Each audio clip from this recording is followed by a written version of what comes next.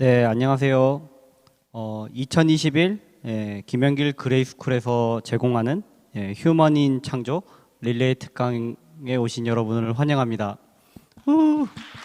네, 그리고 온라인으로 많은 이제 분들이 들어와 계신데 온라인으로 참여하시는 분들도 너무 환영합니다.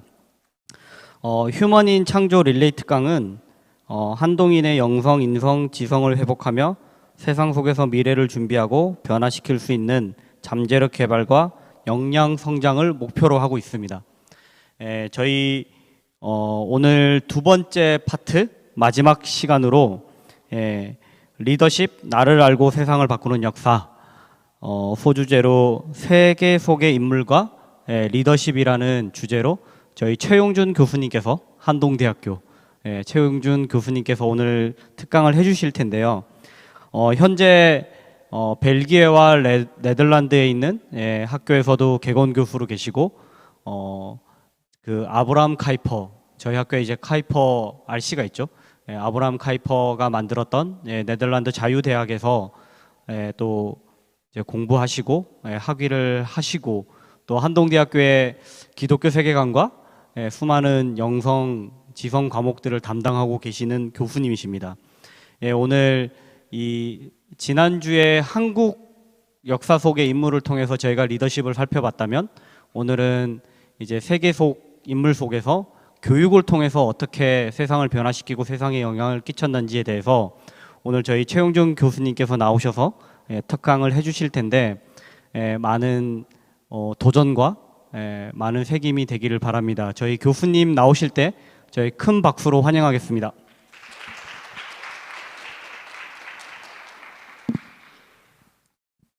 네, 여러분 만나서 반갑습니다. 오늘 이렇게 귀한 강의를 맡게 되었는데 제가 아는 한 최선을 다해서 정말 이 세상을 변화시킨 한 분을 여러분에게 소개하려고 합니다. 우리 송 목사님 말씀하신 대로 작년에는 제가 카이퍼에 대해서 소개를 해드렸고 또 사실 이번 주간이 우리 한동의 통일 주간이잖아요. 독일 통일에 가장 중요한 역할을 하셨던 라이프치히의 니콜라이 교회 담임 목사님이셨던 크리스찬 퓨러 목사님, 그분의 평화 기도를 통해서 독일이 통일되었고 독일이 통일되면서 동구권 공산권이 다 무너졌고 또 소련이 무너지는 세상에 놀라운 변화도 일으켰지만 오늘은 제가 조금 더 이전에 시대에 사셨던 한 분을 통해서 이 세상이 어떻게 변화되었는가를 소개해 드리려고 합니다. 이분은 교육을 통해서 세상을 변화시킨 분이라고 소개할 수 있습니다. 한 나라가 선진국이 된다는 것은 역시 그 나라의 교육이 좋아야 되겠죠. 교육이 좋아야 거기에 많은 다음 세대들을 제대로 키울 수가 있고 그들이 훌륭한 인재로 자랄 때 그 나라가 훌륭한 나라가 되지 않겠습니까? 그래서 그 나라가 정말 좋은 나라인지 안 좋은 나라인지는 저는 그 교육을 보면 알 수 있다고 생각을 합니다. 지금의 독일은 모든 사람들이 인정하는 선진국인데요. 지금의 독일이 어떻게 지금의 독일이 될 수 있었을까를 생각해 보면 저는 제일 먼저 마틴 루터를 빼놓을 수가 없다고 생각해요. 마틴 루터가 레포메이션을 일으켜서 독일 사회의 근본적인 패러다임 시프트를 일으켰기 때문에 이제 그것이 가능해졌고 그 다음에는 이 아우구스트 헤르만 프랑케라는 분이 교육을 통해서 독일 사회를 완전히 바꾸었고 그것을 통해서 세상을 변화시켰기 때문에 지금의 독일이 존재한다라고 생각을 합니다. 자, 그러면 구체적으로 어떻게 그것이 가능했는지를 한번 살펴보겠습니다. 독일의 교육 제도가 대충 이렇게 되어 있거든요. 우리가 유치원을 킨더가튼이라고 하는데 이것은 영어가 아니에요. 이건 독일어입니다. 킨더라는 말이 children, 아이라는 뜻이고요. 가르텐이라는 말은 정원, 가든이라는 뜻입니다. 아이들이 예쁜 새싹처럼 자라니까 유치원을 학교라고 부르지 않죠. 정원이라고 부르잖아요. 우리말로도. 그게 킨더가튼이죠. 2년간 4살에서 6살까지 2년간 다닙니다. 그 다음에 이제 그룬트슐레, 이게 이제 우리나라 초등학교인데 재미있는 것은 독일은 그룬트슐레가 4년이에요. 4년. 6년이 아니에요. 근데 4년인데 더 재미있는 것은 담임 선생님이 4년 동안 한 분이에요. 자, 그러니까 어떻게 했어요? 선생님이 그 아이에 대해서 4년 동안 같이 가르치고 키우니까 부모들보다 더 잘 알죠. 예, 그리고 4년이 지나면 시험을 쳐서 이제 어떤 학교로 진학할 것인지 결정을 합니다. 얘가 대학교 갈 나이면은 김나지움으로 보내고요. 대학교 중에서도 좀 실업계를 보내고 싶으면 레알슐레라는 곳에 보내요. 근데 얘는 대학 가기도 좀 힘들겠다. 그러면 하uptschul레라는 곳에 보내는데 선생님의 결정이 거의 정확합니다. 부모들도 대부분 선생님의 결정에 따라가는 경우가 많습니다. 물론 중간에 한 번씩 이렇게 옮길 수도 있지만요. 이렇게 그 학생들의 수준과 적성에 따라서 다양한 교육을 받을 수 있도록 하고요. 뭐 그렇다고 해서 대학을 안 나와도 자기 전공 분야에서 분명한 기술과 노하우가 있으면은 대학 졸업하지 않아도 얼마든지 사회에서 충분한 대우를 받으면서 살 수가 있도록 그런 사회가 되어 있습니다. 그것은 다시 말하면 마틴 루터의 만인 제사장설, Priesthood of all believers. 독일 말로는 그걸 이제 그 Priestertum aller Gläubigen이라고 하는데요. 모든 직업이 하나님 앞에서 거룩하다, 소명이라는 것을 루터가 분명하게 하면서 그러한 사회가 형성이 된 거죠. 그리고 그러한 교육 제도가 형성이 된 거예요. 그리고 이제 김나지움을 졸업한 학생들은 대학에 들어가서 아주 하이 프로페셔널 아카데미션이 되는 것이고 또 그렇지 않고 전문 대학을 나와서 전문 분야의 엔지니어가 되고 기술자가 되고 얼마든지 거기에서 또 자기의 진로를 찾아 나갈 수가 있습니다. 자, 이러한 그 교육 시스템을 확립한 사람이 누군가? 그 사람이 바로 오늘 제가 소개해 드리려고 하는 아우구스트 헤르만 프랑케라는 분이에요. 이분을 우리가 제2의 마틴 루터라고 부르기도 합니다. 바로 이분인데요. 이분이 보면은 약 18세기에 주로 활동했던 분이라는 걸 알 수가 있어요. 17세기 말 18세기인데 지금도 독일에 가시면 이분의 이름을 딴 학교들이 많이 있는 것을 볼 수가 있어요. 그래서 아우구스트 헤르만 프랑케 슐레라고 하는데 대표적으로 제가 여기 예를 든 것은 데트몰트라고 하는 독일의 중부에 있는 지역의 학교입니다. 이 학교는 유치원부터 아까 제가 말씀드렸던 고등학교, 새 고등학교 다 있고 유치원도 하나가 아니고 여러 군데 있어요. 처음에는 아주 작게 시작했는데 지금은 이 지역을 대표하는 아주 좋은 기독교 학교가 되어 있습니다. 저도 한 두어 번 방문한 적이 있는데요. 어떻게 이렇게 좋은 기독교 학교를 만들었을까 하는 거에 대해서 제가 조금 더 설명을 드려 보도록 하겠습니다. 자, 그러면 이분이 어떻게 독일의 교육 제도를 확립했고 그 교육 제도를 통해서 세상을 변화시켰을까? 제일 먼저 이분의 그 패밀리 백그라운드에 대해서 조금 더 설명을 해드리겠습니다. 이분은 1663년 3월 12일에 독일의 제일 북쪽인 르벡이라는 곳에서 태어났어요. 그런데 나중에 이제 부모님과 함께 이렇게 남쪽으로 내려오게 되는데 자기 누나 중에 아주 신앙이 좋은 누나가 한 명이 있었어요. 그래서 이분은 어릴 때부터 주님을 경외하는 것이 지혜의 근본임을 깨달았다. 이렇게 고백을 하는 것을 책에서 읽어볼 수가 있습니다. 그리고 나서 이제 대학에서 공부를 하게 되는데 독일에서는 여러 대학을 다니면서 공부를 할 수가 있었기 때문에 에어푸어트에서 제일 먼저 공부를 했어요. 이곳은 마틴 루터가 수도사가 되어서 공부를 처음 했던 바로 그곳이고 지금도 그 튀링엔이라고 하는 주의 도시 주도입니다. 그 다음에는 저 북쪽에 가서 킬과 함부르크에서 공부를 했는데 킬은 덴마크와 접경해 있는 그 홀슈타인 주의 수도고요. 함부르크는 독일에서 세 번째로 큰 도시, 두 번째로 큰 도시입니다. 여기에서 이제 공부를 하면서 누구를 만나게 되느냐 하면은 가장 중요한 야콥 슈페너라는 분을 만나게 됩니다. 이 야콥 슈페너라는 분은 그 당시에 독일의 경건주의 운동을 일으켰던 분이에요. 물론 그 앞에 요한 아른트라는 분이 있었지만 이 그 다음에 이 야콥 슈페너라는 분이 독일 전체의 새로운 부흥 운동, 새로운 영적인 각성 운동인 경건주의를 일으킨 분입니다. 주로 프랑크푸르트 쪽에서 많이 사셨는데 이분을 만나면서 경건주의에 대한 신앙에 눈을 뜨게 돼요. 우리가 여러분들이 공부를 하면서 한동에서도 아주 좋은 교수님들을 만나면서 그분이 여러분의 아이 오프너가 되는 경우가 많이 있죠. 마찬가지로 이분에게는 바로 이 슈페너라는 분이 그의 아이 오프너였다, 이렇게 말할 수가 있어요.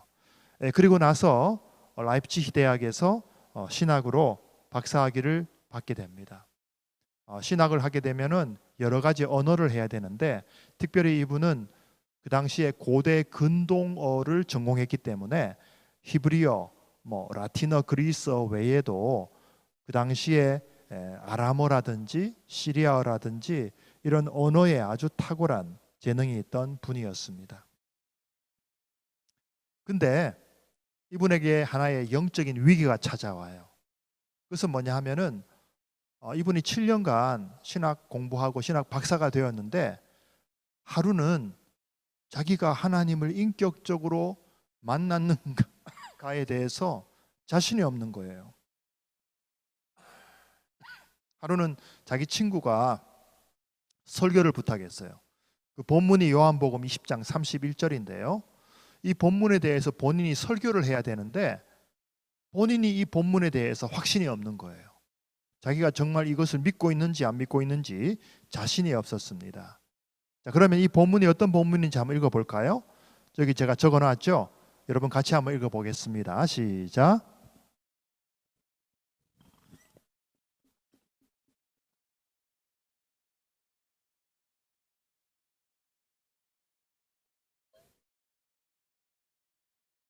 네. 자, 이것은 요한 사도가 요한복음을 쓴 목적을 적고 있거든요. 요한복음의 결론이에요. 예수가 그리스도고, 즉 예수가 메시아고, 만왕의 왕이고, 하나님의 선지자고, 거룩한 대제사장이신 그 세 가지 직분을 동시에 행하신 분이시고 하나님의 아들, 신성을 갖고 계시는 분이라는 것을 믿고 그것을 통해서 영원한 생명을 얻게 하려는 것인데 이것이 본인에게 확신이 없는 거예요. 자, 그러니까 설교를 할 수 있을까요? 설교를 못 하겠는 거예요. 그때부터 이분은 아주 심각한 고민을 하기 시작합니다. 자, 그래서 어떻게 했을까요? 하나님 앞에 겸손하게 무릎을 꿇었습니다. 하나님, 저는 믿음이 없습니다. 회개를 하기 시작해요. 그러면서 진정 하나님 살아계시면 저를 새롭게 받아주시고 변화시켜 달라고 아주 간절하게 기도했습니다. 자, 그러면서 성경을 읽게 되는데요. 그 성경 구절이 고린도후서 4장 7절입니다. 이 말씀이 그에게 아주 강하게 와닿게 되는 것을 체험하게 되는데요. 이 말씀도 우리 같이 한번 읽어보죠. 시작. 우리는 이 보물을 질그릇에 간직하고 있습니다. 이 엄청난 능력은 하나님에게서 나는 것이지 우리에게서 나는 것이 아닙니다. 자, 이 말씀을 읽으니까 뭔가 이렇게 새로운 빛이 그에게 비치는 것을 느끼게 됩니다. 그러면서 그를 초청했던 친구에게 계속 상담을 하면서 조언을 구하게 돼요. 근데 그 친구를 통해서, 그 친구가 샤프 목사님이었는데 그와 대화하면서 정말 내가 지금까지 신학은 공부했지만 진정한 믿음이 없었구나 하는 것을 깨닫게 돼요. 그리고 다시 이 말씀을 붙잡고 간절하게 기도하는 가운데 성령의 역사를 체험하게 됩니다. 그러면서 하나님의 실제를 확신하게 되었고 본인이 진정한 신앙인이라는 것을 분명하게 알게 되었던 것이죠. 자, 이것이 이분에게는 하나의 삶의 터닝 포인트였어요. 영적인 터닝 포인트였습니다. 우리가 카이포도 마찬가지였죠. 어릴 때부터 신앙생활을 했지만 그 베이스트라는 작은 시골에서 목회를 하면서 비처 발투스라는 한 여성을 통해서 큰 영적인 도전을 받고 진정한 개혁주의, 켈빈주의 신앙인으로 또 목회자로 거듭난 것처럼 이분도 이 말씀을 통해서, 기도를 통해서, 또 이 친구분을 통해서 성령의 능력을 체험하게 된 것입니다. 자, 그래서 이제 다른 목회도 하고 대학에서 강의도 했는데 이분이 너무 경건하니까요, 학교에서 실력이 너무 좋고 너무 경건하니까 자꾸 주변의 동료 교수들이 이분을 왕따시켜 버리는 거예요. 그리고 자꾸 나쁜 소문을 피우는 거. 그래서 할 수 없이 라이프치 대학에서 더 이상 있을 수가 없어서 다시 이 시골 교회에 가서 목회를 하게 됩니다. 이 교회는 상트 게오르겐 키르셰라고 글라우화라는 작은 시골에 있는 세인트 조지 처치라는 교회였어요. 이 교회 바로 맞은편에 큰 도시가 있는데 그 도시가 나중에 말씀드리려고 하는 할레라는 도시입니다. 근데 이 교회에 가보니까 그 당시에는 30년간 종교 전쟁을 했어요. 천주교와 개신교 간에 30년 동안 피비린내 나는 전쟁을 했어요. 그래서 유럽 인구의 거의 절반이 죽었습니다. 그리고 흑사병이 도는 바람에 수많은 사람들이 병을 갖게 되거나 죽어나갔어요. 그 당시에는 이 분위기가, 사회 분위기가 아주 암울했고요. 아빠가 살아계신 집이 별로 없었어요. 그러니까 살아계신 아빠들도 뭐 매일 술 마시고 뭐 노름하고 엉망인 거예요. 가정이 엉망인 거예요. 그리고 고아들이 너무너무 많았어요. 자, 이런 아주 어려운 상황 속에서 이 교회에서 이분이 목회를 하기 시작하는데, 자, 어떻게 할까 기도하면서 제일 먼저 부모들을 일깨우기 시작했습니다. 부모들이 자녀들을 제대로 교육을 안 시키는 거예요. 고아들이 막 자기 멋대로 자라는 거예요. 그러니까 이 사회에 미래가 있겠어요? 이래서는 안 되겠다 해서 이제 부모들에게 설교를 하기 시작합니다. 그리고 그 부모들이 자녀의 교육에 대한 가장 중요한 책임이 있다는 것을 일깨우기 시작해요. 그때 제일 많이 인용했던 말씀이 창세기 18장 19절입니다. 같이 한번 읽어볼까요? 시작. 내가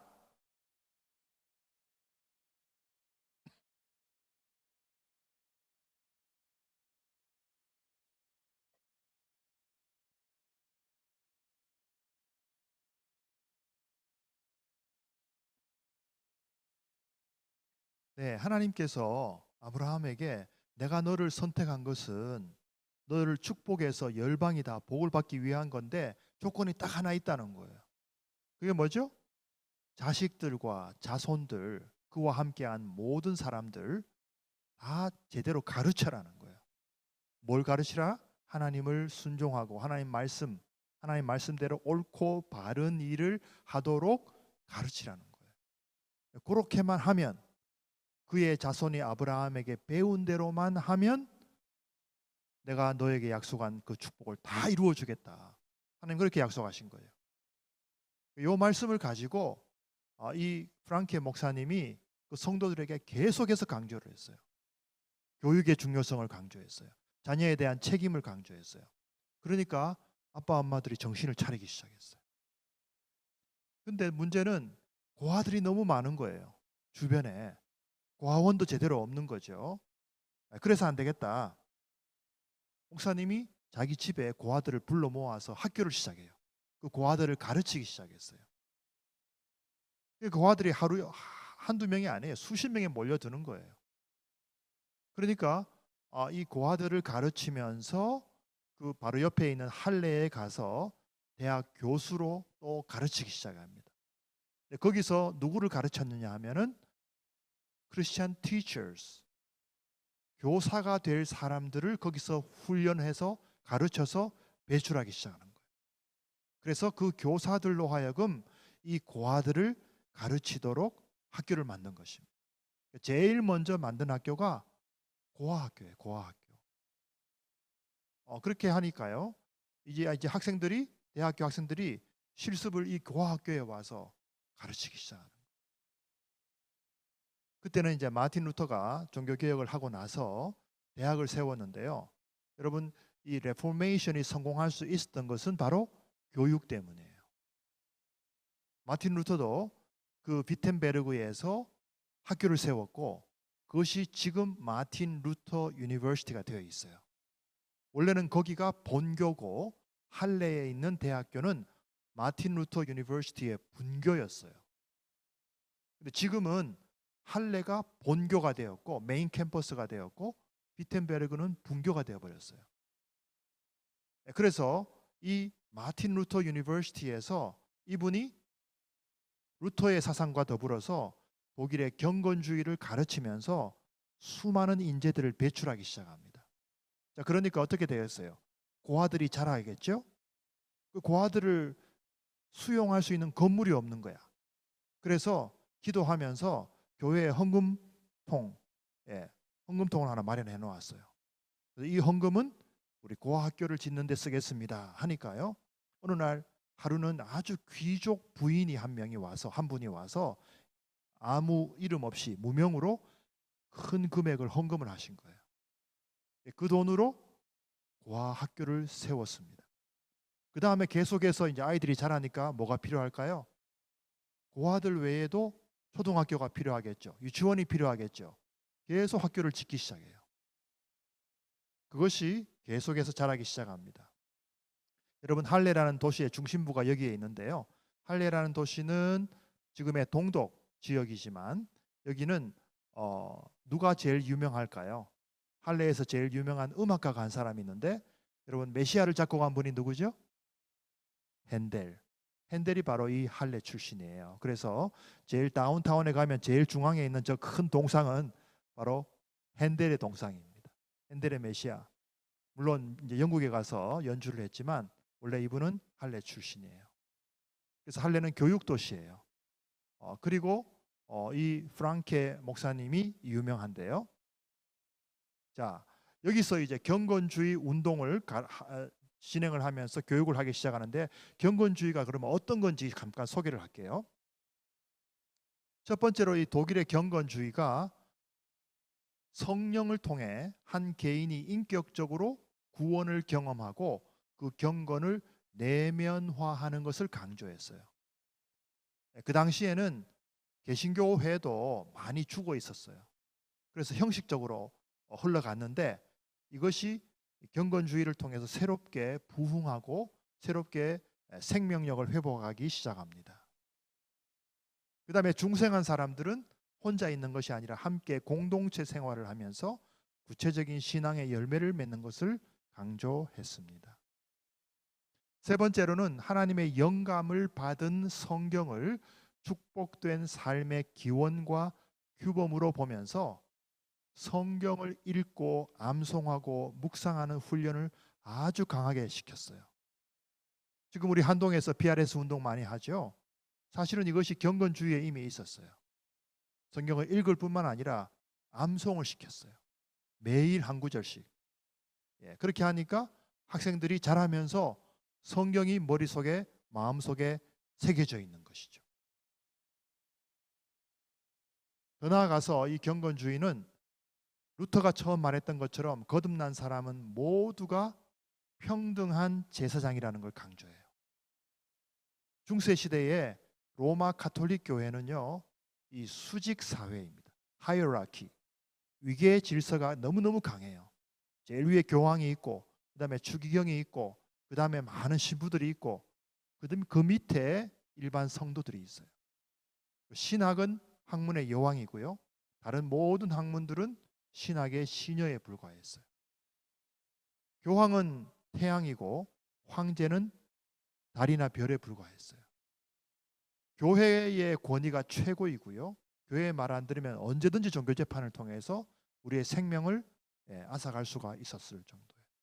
교회가 이렇게 막강한 힘이 있고 재력이 있으니까 부패하는 거예요. 교회를 견제할 수 있는 세력이 없었기 때문이에요.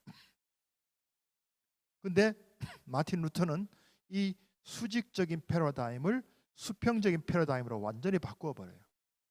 이 위계 질서라는 것은 잘못된 것이다. 진정한 하나님의 자녀들은 모두가 제사장이고 모든 직업 그것이 비도덕적이지 않은 한은 모두가 거룩하다. 농부도 거룩하고 어부도 거룩하고 광부, 엔지니어 모두가 거룩한 소명이다. 그래서 독일어에는 직업이라는 말이 소명이라는 말과 같은 말이에요. 베루프. 영어로 말하면 vocation이에요. 콜링이에요. 그게 직업이라는 뜻이죠. 그러니까 이 모든 사람들이 자기 직업에서 최선을 다하는 거죠. 그게 하나님께 드려지는 산 제사였기 때문에요. 그래서 독일의 지금 엔지니어링 테크놀로지가 세계에서 가장 강하잖아요. 그런 세계관이 밑받침되었기 때문에 그게 가능한 거죠. 그 다음에는 내적인 금욕, 절제를 통해서 세속적인 욕망을 절제했어요. 그래서 이 학교에 다니는 아이들은 옷도요 딱 정확한 교복이 있었고 그 규율이 굉장히 엄격했습니다. 다 기숙사에 있으니까 취침 시간, 일어나는 시간 딱 정해져 있고요. 일어나면 개인적으로 딱 성경 읽고 기도하는 시간이 반드시 있어야 돼요. 계속해서 그런 훈련을 시키니까 이 학생들이 잘 디스플린이 되었기 때문에 훌륭한 인물들이 나오기 시작한 것입니다. 그래서 이 경건주의가 그 당시에 많이 형식화되어 있던 교회도 개혁했고 더 나아가서 교육을 통해서 세상을 변화시켰고 구체적인 사랑의 행동을 통해서 진정한 신앙을 보여주었습니다. 그래서 이 프랑케 목사님이 점점 더 많은 학교를 세우기 시작하는데 지금 여기 보이는 학교들이 지금도 그대로 남아 있어요. 한 50년간 여기에서 사역을 했는데요. 이 건물들이 얼마나 기냐 하면요. 지금도 기네스북에 올라가 있어요. 세계에서 제일 긴 건물로 올라가 있어요. 그런데 이 건물들을 어떻게 다 지었을까요? 어디서 파이낸셜 서포트를 얻었을까요? 이분이 학교를 이렇게 운영하는 모습을 보면서 그 당시에는 독일이 통일된 나라가 아니라 프로이센이라고 하는 그 지역의 나라였어요. 왕국이었어요. 그 프로이센이 나중에는 독일을 통일하게 되는데 그 프로이센의 왕이 직접 이 프랑케 목사님을 만나러 왔어요. 이 사역의 현장을 보러 왔어요. 그리고 이분이 하는 사역을 보니까 너무 감동적인 거예요. 그래서 크게 감동을 받고 왕실의 재정을 여기에 투입하기 시작했습니다. 국가 재정을 투입하기 시작한 것이죠. 왕실의 예산을 줄여버리고 그 예산으로 여기에 학교를 세우고 학생들에게 재정 지원을 해주고 모든 필요한 지원을 해준 거예요. 그래서 계속해서 학교를 더 확장할 수가 있었던 것입니다. 동시에 주일이 되면 이제는 이분이 대학교 교수님이기 때문에 그 할레에서 제일 큰 교회였던 세인트 울리히 처치라는 곳에서 설교를 하는데 이분의 설교의 특징은 오전에는 설교를 하지만 오후에는 성경 공부를 해요. 오후 2시가 되면은 오전에 설교했던 그 본문을 가지고 원어로 구약은 히브리어, 신약은 그리스어로 또 원어로 성경 공부를 해요. 그래서 이분이 원래 가르쳤던 그 신학 과목이 전부 다 그 고대 근동어이기 때문에 이분에게 배운 학생들은 언어적인 실력이 아주 뛰어났어요. 성경을 원어로 그대로 다 이해하면서 계속해서 언어적인 훈련을 받았기 때문에 나중에 이분들 중에 선교사로 나가게 돼요. 그래서 선교사로 나간 지역의 언어를 쉽게 습득을 하고 그 언어로 성경을 번역해 버려요. 나중에 다시 설명하겠습니다. 그리고 제일 먼저 지은 고아원 학교가 바로 이 건물입니다.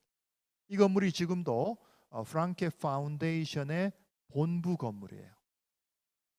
여기에서 이제 처음 시작이 되었는데 지금은 이제 박물관으로 되어 있습니다. 여기에 들어가면은 여러분 4층이지만 제일 꼭대기에 세모로 된 세모가 있는데 거기에 뭐라고 적어놨느냐 하면 거기에 독수리가 2마리 이렇게 보이죠. 독수리 2마리 날아가는 모습이 있고 그 위에 태양이 있어요. 이사야 40장 30절 말씀, 31절 말씀. 주님을 경외하는 사람은 새 힘을 얻을 것이니 독수리가 날개치며 올라갈 것이다. 피곤치 않을 것이다. 그 말씀을 딱 새겨놨어요.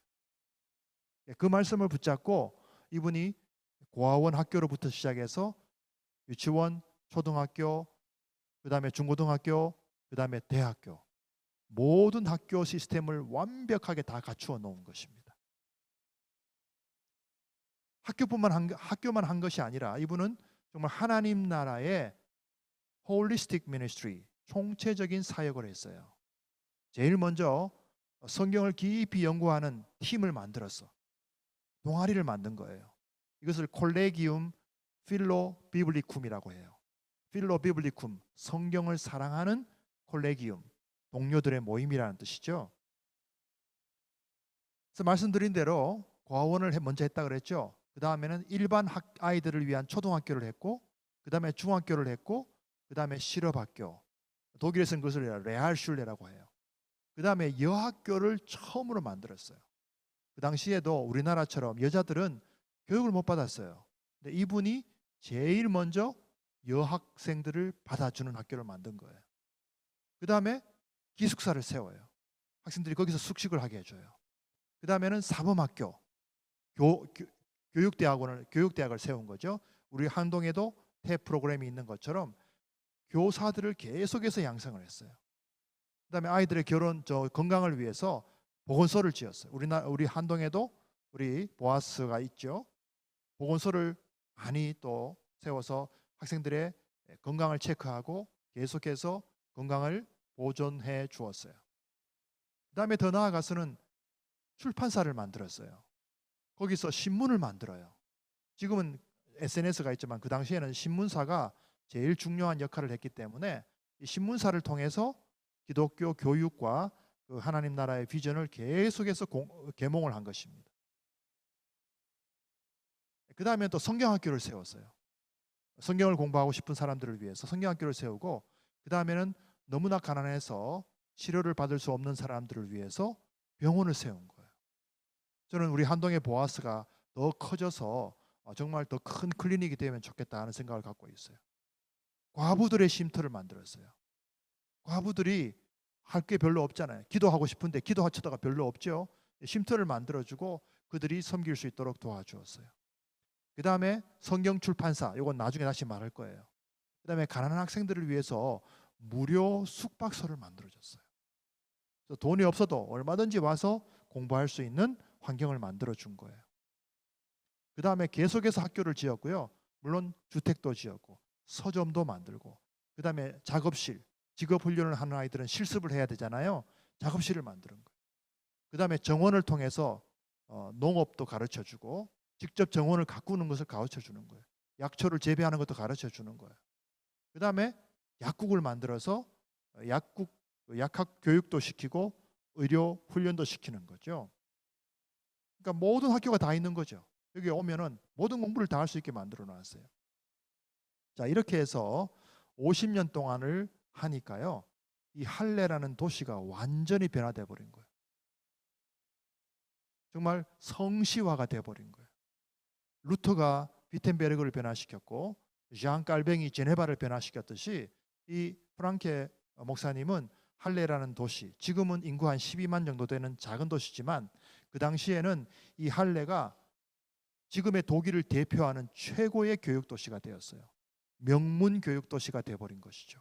그래서 완전히 그 사회가 총체적인 트랜스포메이션이 일어난 것입니다. 근데 거기서 끝나지 않아요. 아까 말했던 성서 출판사 카인슈타인이라는 귀족이 아주 거액을 헌금을 했어.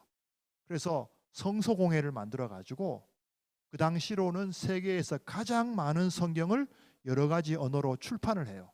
그리고 전 세계에 보급을 하기 시작해요. 성경 중심 솔라 스크립투라를 실천한 거죠. 그래서 처음에는 기독 교사들이 한 150명이었는데 나중에는 2,000명이 넘는 크리스찬 티처들이 배출이 되는 거예요. 그러니까 프로이센이 강국이 될 수 있었던 것은 바로 이 교육의 힘이었고, 이 프로이센이 나중에 독일 전체를 다 통일을 하게 되는 것입니다. 그런데 여기서 끝나는 게 아니라 유럽 전역에서 유학생들이 이 학교에 오기 시작해요. 소문을 듣고 러시아, 폴란, 보헤미아, 슬로베니아, 스칸디나비아, 영국, 네덜란드, 인도, 북미주에서 유학생들이 오기 시작했어요. 그 유학생들을 또 키워주는 거예요. 근데 여기서 이 학생들이 배우고 나서는 자기 나라에 가면, 러시아에 가면 이 할례 모델을 또 만드는 거예요.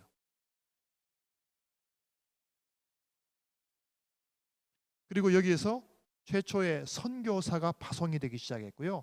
디아코니, 이것은 사회복지입니다.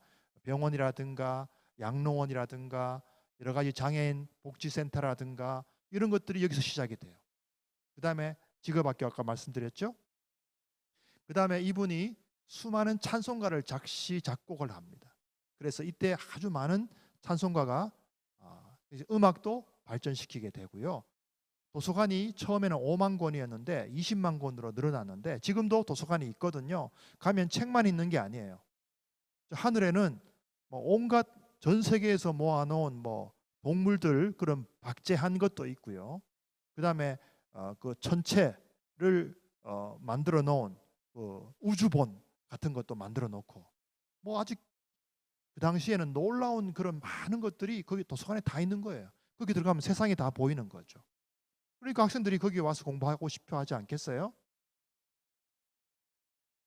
자, 이렇게 하면서 이분이 처음에 경건주의 운동을 시작했는데 과학교를 시작해서 대학까지 정말 요람에서 그야말로 유치원부터 대학까지 그 어마어마한 사역을 통해서 사람을 변화시켜서 세상을 변화시키는 개혁을 이루어낸 것입니다. 이것이 지금의 독일을 만든 파운데이션이라고 할 수 있어요. 여러분 잘 아는 영국 고아의 아버지 조지 뮬러 알죠? 수많은 기도의 응답을 받으셨던 분이죠. 영국의 브리스톨에 가면 지금도 남아 있어요. 이분이 바로 할례에서 배운 거예요. 기도하고 고아들을 섬기는 훈련을 받고 영국의 선교사로 가서 이 브리스톨에서 고아원을 만든 거예요. 기도하면 하나님이 다 채워주셨죠. 수많은 고아들을 돌본 아주 귀한 분이에요. 여러분 브리스톨에 나중에 꼭 한번 가보세요. 근데 브리스톨에 가면 또 뭐가 중요하냐면 존 웨슬리 목사님이 브리스톨에서 사역을 했거든요. 이 웨슬리 목사님도 바로 이 할례의 경건주의 운동을 배워서 영국에 다시 돌아가서 감리교회를 세운 거예요.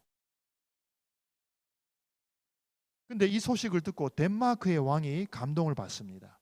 그래서 이 할례에 와서 세계 선교회를 처음으로 만들어요.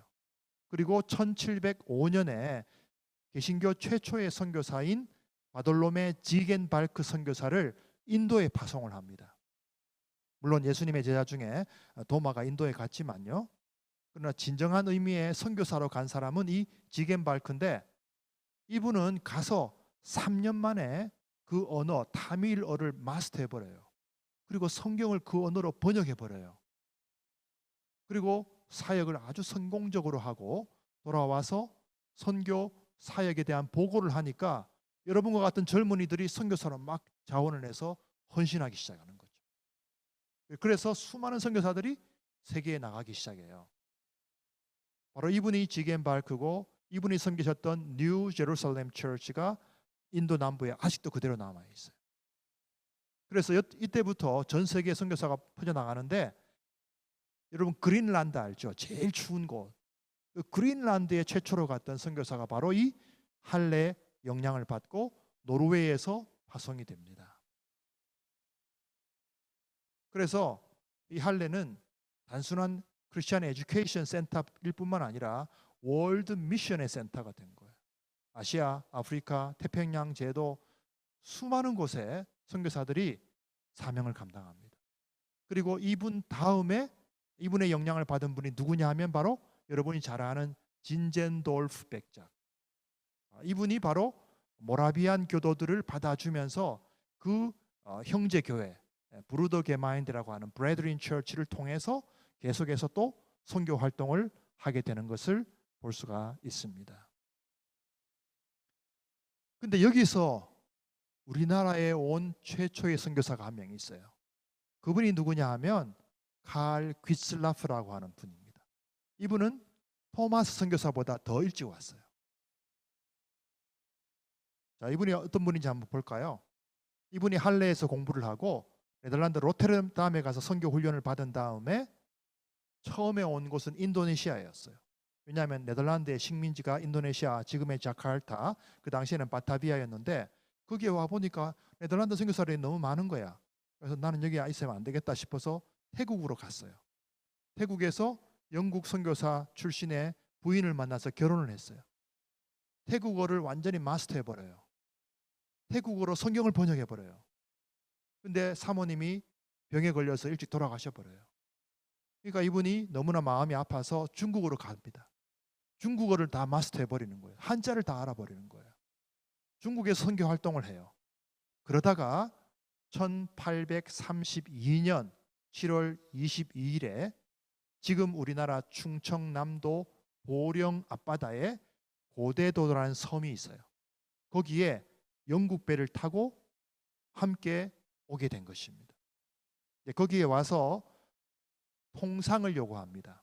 우리나라 그 조정에 통상을 요구하니까 그게 관리들이 조정에 물어봐야 되니까 기다리라는 거예요. 한 달 동안 거기에 기다렸어요.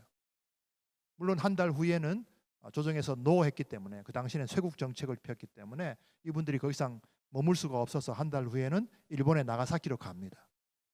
근데 한 달 동안 머물면서 이분이 뭘 했는지 한번 보세요. 이분은 한자를 쓰기 때문에 그 당시에 조선 관리들과 한자로 다 소통을 해요. 그러니까 한문 성경을 나눠줬어요. 전도지를 나눠줬어요. 책을 나눠줬어요. 아픈 사람이 많으니까 약을 나눠줬어요. 그 다음에는 이 사람들이 너무 가난하니까 독일의 감자 종자를 가지고 와서 감자 농사를 가르쳐줬어요. 산을 보니까 포도주 심으면 딱 좋겠거든. 포도나무를 심는 법을 가르쳐줬어요. 농업 선교를 한 거죠. 그 다음에는 이분이 한글을 배웠습니다. 한글 알파벳 배우니까 너무너무 쉬운 거야. 한글을 다 깨쳐버린 거지. 그래서 주기도문을 한 달 만에 한글로 번역해 버렸어요. 그 다음에 이 한글 알파벳 24 알파벳을 적어서 전 세계에 알린 최초의 언어학자가 됩니다.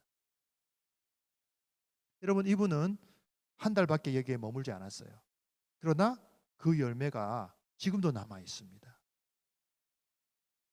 자, 그러니까 이 할례와 우리나라가 절대로 무관하지 않죠. 우리가 제일 먼저 복음을 받는 시작점이 된 것입니다. 제가 몇 가지 사진만 더 보여드리고 마치려고 하는데요. 그래서 지금도 독일에서 이 책이 출판이 되었는데, 이 책은 제목이 뭐냐 하면 Die Welt verändern, 세상을 바꾼다는 거예요. Changing the world예요. 우리 한동의 모토하고 똑같죠? Why not change the world하고 똑같아요. 저는 우리 한동대가 이곳에 세워진 것이 결코 우연이 아니라고 생각해요. 우리 김영길 총장님의 그 비전과 그분의 리더십, 그분의 헌신과 또 함께 하신 수많은 교수님들과 직원들과 학생들이 헌신했기 때문에 지금의 한동이 있을 수 있다고 생각합니다. 한동 대학교만 있나요? 아니죠. 한동 인터내셔널 스쿨도 있죠. 또 이제 보아스 메디칼도 있고요. 한동 커뮤니티가 이제는 전 세계로 뻗어나가고 있어요. 저는 어쩌면 우리 한동이 더 발전해서 지금 25년까지는 지금의 한동대를 만들었지만 앞으로는 바로 이 할례의 그 프랑키 파운데이션처럼 아예 우리나라 한국 교육의 근본적인 개혁과 근본적인 변화를 통해서 한국 사회의 넥스트 제너레이션, 미래를 책임질 수 있는 그런 훌륭한 인재를 배출하는 그러한 우리 한동이 되기를 간절히 바라는 것입니다. 자, 제가 몇 가지 사이트만 소개하고 마무리하겠습니다. 자, 이 사이트는 뭐냐 하면 고대도입니다. 여러분, 지금도 보령 앞바다에서 배를 타고 가면 고대도를 만날 수가 있어요. 아주 아름다운 섬입니다. 거기 가면 이렇게 선교 기념비도 있고요. 고대도 교회가 있어요. 예. 그리고 그 당시에 귀즐라프가 여행했던 곳도 다 그 역사적인 유물로 되어 있고, 이것은 바로 그 귀즐라프를 파송했던 베를린의 선교회의 건물을 이렇게 모형으로 아주 유명한 예술가가 직접 와서 이렇게 만들어 놓은 것입니다. 지금은 이 건물이 베를린에서 없어졌지만 우리나라에는 이렇게 있어요. 그 다음에 이것은 바로 프랑케 파운데이션의 웹사이트입니다. 영어로도 보실 수가 있어요. 여기 지금 본부 건물 여러분 보이죠?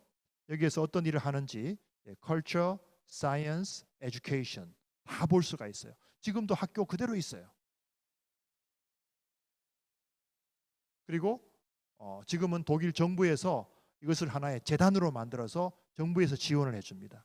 그리고 이 사진은 뭐냐 하면 이 건물을 유네스코 헤리티지 문화유산으로 지정하는 것입니다.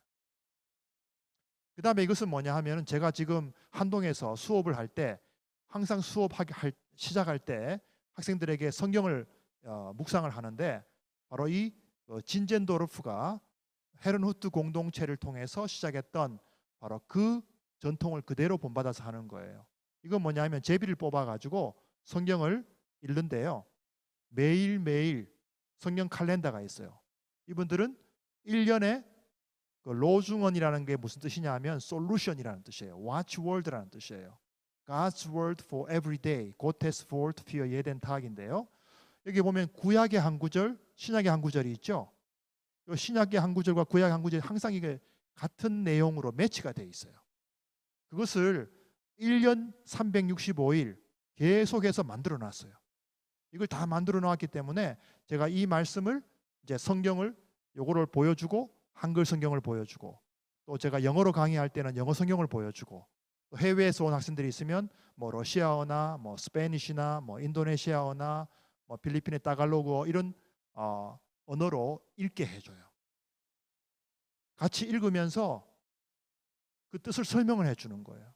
구약의 말씀과 신약의 말씀이 어떻게 서로 연결이 되고 그것을 통해서 우리가 어떤 메시지를 받을 수 있는지 한 5분 정도 설명하고 기도하고 그 다음에 수업을 시작합니다. 제 수업에 들어와 본 학우들은 다 알 겁니다. 한 미국에서 온 학생이 있는데 지금 교환 학생으로 왔는데 얘는 미국에 있지만 Central African Republic에서 온 MK야, MK. 그런데 얘는 영어로 읽는 것보다도 그 나라 다이얼렉트로 아프리카 방언으로 막 성경을 읽더라고요. 완전히 아프리카 사람처럼 성경을 읽는데 아주 학생들이 좋아해요. 네, 여러 나라 언어로 성경을 읽으면서 그러나 동시에 그 메시지를 같이 나누니까 영어로 하는 수업에서는 그런 것들이 매우 유익하고 또 일본에서 온 아이들이나 일본에서 온 학생들이나 한국 학생들 중에서 일본에서 갔다 오는 학생들에게는 일본어로도 같이 성경을 읽어요. 이렇게 하면서 처음에 먼저 디보셔널을 하고 수업을 합니다. 이제 마무리를 하겠습니다. 제가 오늘 여러분들과 함께 나눈 것은 프랑케라는 분이 어떻게 독일을 변화시켰고 세상을 변화시켰는가를 말씀드렸습니다. 제가 제일 안타까운 것 중에 하나가 우리나라에 지금 교육의 위기가 있잖아요. 그 위기 중에 대표적인 것을 꼽으라면 젊은 청년들이 아기를 안 낳아. 왜 안 낳을까요? 아기를 낳아서 교육하는 게 부담이 된다는 거예요. 왜 부담이 될까요? 이 사교육이 너무 많은 거예요. 솔직히 말해서. 공교육의 학교를 보내고 또 학원을 또 보내야 되니까 부모님들이 너무 부담이 많은 거예요. 독일에는 학원이 없습니다. 사교육이 없어요. 일반 교육으로 충분해요. 그리고 거기에서 열심히 공부하면 고등학교 3학년도 오후 3시 반 되면 다 집에 와요. 지 하고 싶은 공부하는 거예요. 그리고 수능을 하루만 치는 게 아니라 계속해서 나누어서 자기가 치고 싶은 과목 골라가지고 그 시험을 치고 그걸 50% 합치고 고등학교 1학년, 2학년 성적을 합쳐서 아비투어라는 대학 입학 점수가 나와요. 1점이 최고 점수예요. 자기 점수에 맞게 대학에 어플라이 할 수 있어요. 떨어지면은 1년 기다려도 돼요. 근데 기다리면요 다시 시험 칠 필요가 없어. 자기가 친 저 점수에다 가산점을 또 붙어. 1년 기다렸다고. 그래서 자기에 맞는 대학에 들어가는 거예요, 그냥. 그러니까 별로 그렇게 대학에 들어가기가 어렵지 않아요. 그렇지만 들어가서는 정말 열심히 공부해야 돼요. 100명이 들어가면 40명밖에 졸업을 안 시켜줘요. 공부 안 하는 애들은 가차없이 다 떨어뜨려 버려요.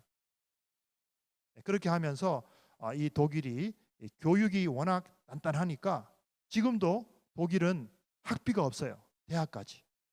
학비가 없어요. 그러면 외국에서 온 학생들도 학비 없어. 그러면 정부가 다 돈 대주죠. 외국에서 온 학생들 왜 학비 안 줄까요? 학비 안 내게 할까요? 참 이 마인드가 달라요. 이분들은 독일에 공부하러 온 외국인 학생들이 공부 잘하는 학생들은 독일에서 잡을 얻는다는 거예요. 똑똑하니까. 그러면 얘들이 다 독일에서 전문인이 되거든요. 그러면 걔들이 세금을 낸다는 거예요. 나중에. 그 세금 내는 게 학비 투자한 것보다 훨씬 더 많기 때문에 아직도 독일은 전 세계에서 유일하게 대학에 학비가 없는 나라예요. 자기 생활비만 있으면 공부할 수 있어요. 그러니까 똑똑하고 돈 없는 아이들은 다 독일에 가서 공부할 수 있어요. 자기 실력만 있으면. 독일어 배우는 거 그렇게 어렵지 않아요. 여러분 영어 잘하면 독일어 금방 배울 수 있어요. 저는 여러분들이 좀 더 글로벌한 크리스찬 리더가 되기 위해서 저는 이 역사도 분명히 알아야 된다고 생각하기 때문에 이 내용을 나누었습니다. 오늘 제가 나눈 내용이 여러분들에게 도움이 되기를 바라는데요. 제가 아직도 시간이 좀 많이 남았죠. 예, 그래서 조금 더 말씀을 드리도록 하겠습니다. 왜냐하면 제가 이제 자녀들을 독일에서 키워봤거든요. 그래서 제일 안타까운 부분 중에 하나가 우리나라가 지금 이대로만 나가다가는 이거 과연 미래가 있을까? 제일 안타까운 부분이 그 부분이에요, 사실은. 제가 한동에서 하나님의 콜링을 받고 정말 최선을 다해서 강의하고 학생들을 가르치면서 보람도 사실을 많이 느끼지만 동시에 제가 고등학교에 가보거든요. 고등학교에 가보면 아이들이 너무 안 돼서 토요일에도 학교에 나와서 공부하는데 아이들이 막 풀이 죽어 있고 말이죠. 몇 시에 집에 가니? 밤 10시에 집에 간대. 아침 7시에 와서 밤 10시 동안 학교에 있는 거예요. 이게 무슨 닭장에 가둬놓은 것도 아니고 말이죠. 학생들의 창의성이 다 죽어버리잖아요. 그렇게 하면은. 그냥 막 공장에서 제품 만들듯이 그렇게 아이들을 만들어 버리니까 오히려 창의성이 저는 죽는다고 생각하는 거예요. 학교에서 어느 정도 충분한 교육을 하고 나서 그 다음에는 학생들이 스스로 공부할 수 있도록 만들어줘야죠.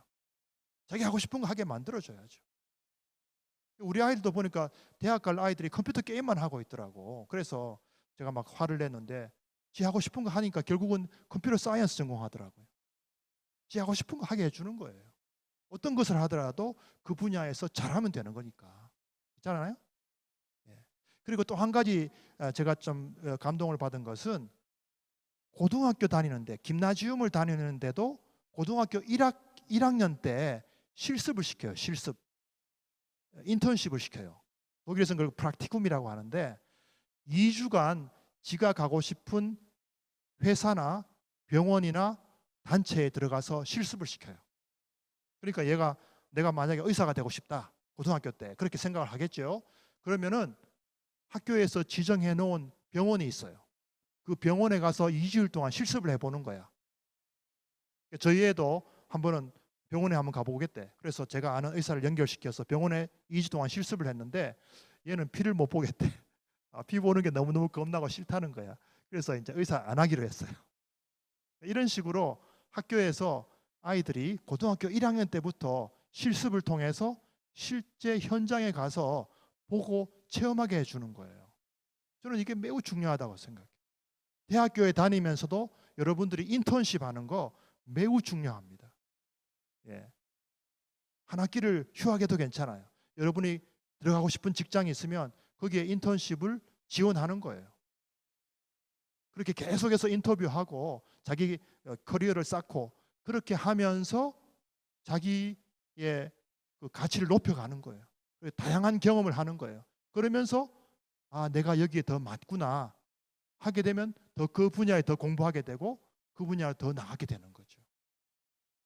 이렇게 하면서 교육이 너무 이렇게 세상과 동떨어진 교육이 아니고 항상 실제 세상과 연결된 교육을 통해서 더 훌륭한 인재들을 개발할 수가 있고 또 사회가 원하는 인재들을 맞춤형으로 키울 수가 있지 않을까 그렇게 생각을 합니다. 그래서 이 할례 모델 이것은 지성과 영성과 인성이 잘 통합된 우리 한동이 꿈꾸는 인재상과 저는 매우 매치한다고 생각을 합니다. 성경을 통해서 계속해서 영성 훈련을 시켰고요. 그 다음에 전문적인 교육을 통해서 학생들의 실력을 높여주었고 그래서 그 프로이센의 엘리트가 다 여기서 나왔어요. 그 엘리트들이 독일을 통일했을 뿐만 아니라 지금의 독일을 만드는 그 파운데이션과 가장 중요한 기둥들이 된 것이죠. 그리고 인성, 성실하고 정직하고요. 독일의 국민성이 여러분 뭔지 아세요? 성실하고 정직하고 정확해요. 뭐든지 정확해요. 하나라도 정확하지 않으면 이 사람들은 움직이지 않아요. 모든 문서들을 보면 법이 너무나 철저하기 때문에 100% 맞아야 통과가 돼요. 1%만 틀려도 통과가 안 돼요.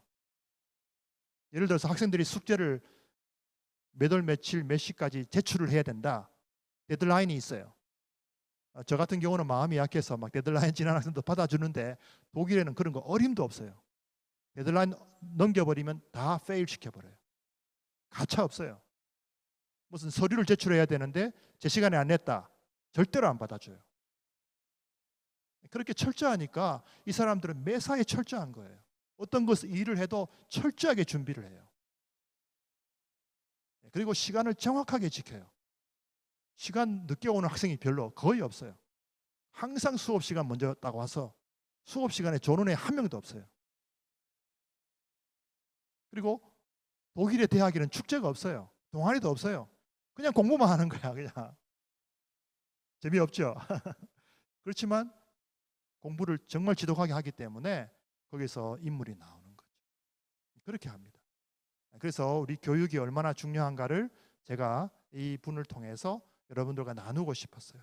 저는 더 우리 한동의 많은 학우들이 좀 이분에 대해서 다 잘 알았으면 좋겠어요. 이분의 경건주의를 제대로 배웠으면 좋겠어요. 지금도 독일에는 그 경건주의가 남아 있어요. 이런 기독교 학교들이 이분의 이름을 따서 지어진 학교들이 많이 있어요. 물론 공립학교도 있고 세속화된 대학도 물론 많죠. 하지만 아직도 이 아주 좋은 기독교 학교들이 있기 때문에 저는 소망이 있다고 생각합니다. 그래서 이 동독 지역이 공산주의 하였지만 이 니콜라이 교회, 라입치히의 니콜라이 교회도 크리스찬 퓨러 목사님이 라입치히 대학에서 신학을 공부하고 그 니콜라이 교회에 부임을 해서 1980년에 부임을 해서 9년간 거기서 사역을 하면서 젊은이들을 모아서 기도회를 시작했고 월요일 오후 5시에 기도회를 시작했고 그 기도회가 커져서 통일의 시발점이 된 것입니다. 그래서 1989년 10월 9일 그 교회에 모여있던 그 라이프치히 시민들이 거리로 나가기 시작합니다. 평화 시위를 하기 시작하는데요. 딱 4번 시위를 했어요. 4번. 근데 처음에는 몇만 명 안 됐어. 근데 그 다음에는 수십만 명으로 불어납니다. 그 다음에는 더 많이 불어나요. 마지막 4번째 시위할 때는요. 라이프치히 시민이 55만 명인데 40만 명이 시위를 했어요. 그렇게 하니까 호네커, 동독의 독재자였던 호네커가 2번째 시위할 때 도망을 가버려요. 그러니까 동독 정권이 40년 철권 통치를 했던 그 정권이 이 평화 시위하는 바람에 여리고성 무너듯이 확 무너져 버린 거예요. 그리고 2번 더 했을 때 베를린 장벽이 무너진 것입니다. 물론 제가 이 주제와 조금 다른 이야기를 지금 하고 있지만 사실은 일맥상통하는 것입니다. 왜냐하면 그 평화 통일이 이 기독교적인 그 바탕이 있었기 때문에 가능한 거예요. 동독 시민들은 그 당시에 다 공산주의자들이었거든요. 근데 공산주의자들이 어떻게 이렇게 평화 시위를 할 수가 있었을까요? 그것은 바로 그 목사님의 영향력과 리더십에 의해서 그 라이프치히 시민들이 수십만 명이 거리를 행진하면서도 거기에 15,000명, 2만 명 가까이 되는 군인들이 완전 무장하고 둘러쌌는데 포위했고 총알을 장전하고 사격 준비를 하고 있었음에도 불구하고 이분들은 촛불 들고 평화로 기도로 시위를 한 거예요. 그러니까 이 사람들을 제압할 명분이 없어져 버린 거죠. 그러니까 이 사람들이 막 군인들을 안아버리고요. 평화 시위를 해버리니까 베를린 장벽에서도 이제는 위에 아무런 명령 체계가 없어져 버린 거예요. 동베를린 시민들이 그 소식을 듣고 그냥 장벽을 밀어버린 거예요. 그래서 통일된 것입니다.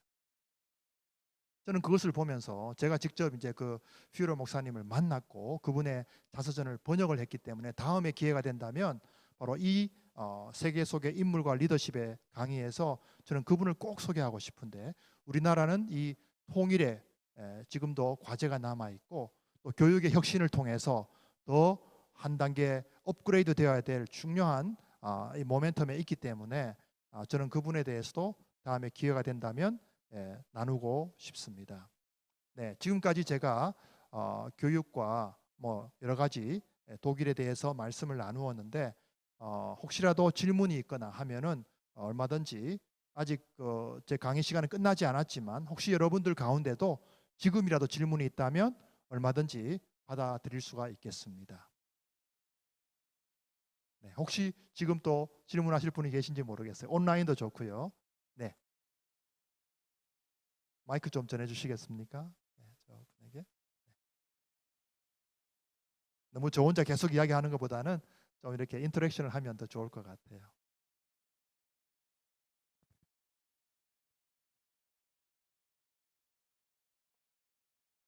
아, 네, 교수님 안녕하세요. 저는 영어와 국제법을 전공하고 있는 18학번 송립이라고 합니다. 먼저 오늘 강의해 주신 것에 대해서 정말 감사드립니다. 저는 교육의 비전을 가지고 있는 사람으로서 오늘 강의를 상당히 흥미롭게 들었는데요. 특별히 한국의 교육에 대해서 질문을 드리고 싶습니다. 저는 한국의 교육이라는 의미를 많이 하고 있는 시점이라고 생각을 합니다. 학생의 지적이고 영적이고 인성적인 부분의 성장보다는 많은 아이들이 시험과 수능에 초점을 맞춰서 공부를 하고 있는 실정인데요. 이러한 한국의 상황에 대해서 문제점을 인식하고 있는 사람들은 많으나 우리나라의 교육이 확실하게 바뀔 것이다라고 장담을 하는 사람은 많이 보지 못하였습니다. 따라서 교수님께서 이제 독일에서 그 자녀분들을 교육해 본 경험도 있으시고 또 오늘 이렇게 교육에 대한 강의를 해주신 교수님께서는 이런 우리나라의 교육이 세상을 바꿀 수 있는 리더를 양성할 수 있는 교육으로 어떻게 변화할 수 있는지 여쭤보고 싶습니다. 감사합니다. 네, 감사합니다. 제일 어렵고도 중요한 질문을 해주신 것 같아요. 예, 저도 한국에서 교육을 받았고 저는 80학번이거든요. 80학번은 예비고사와 본고사를 2번이나 쳐서 대학에 들어간 마지막 학번입니다.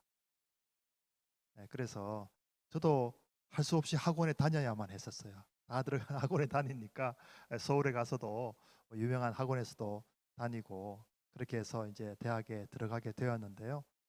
지금 하라고 하면 저는 안 할 것 같아요. 그렇게 안 하고 싶어요.